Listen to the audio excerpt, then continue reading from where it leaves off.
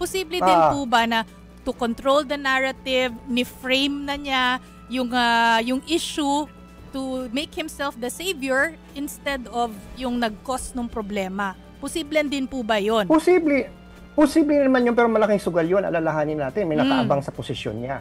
You know, may nakaabang sa posisyon niya si Vice President Sara Duterte na hindi naman niya kakampi.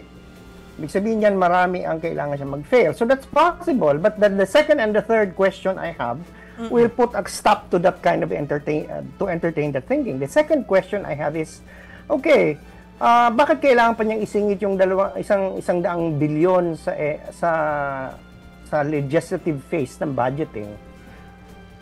Samantalang pwede naman niyang gawin sa National Expenditure Plan. Diba? Ang NEP, siyang may hawak niya, pwede niyang taasan kung pasok niya yung mga gusto niya. Ba't kailangan niya pang mag-involve ng maraming tao na hindi niya hawak? Para lang maipasok. So yan. Ang ikatlo, hindi ba binito ni Pangulong Marcos ang budget? Lalo na yung sa public works? O magsisingit ka ng 100 billion tapos i-veto mo yung 195 billion. It doesn't add up. Doesn't make sense. Isisingit mo tapos i-veto mo. Ano yun? Para umaarte lang siya. So, kung yung first, tama yun. Pwedeng sabihin, gusto niya mag-play victim, etc., etc. But the second and the third, are compelling reasons.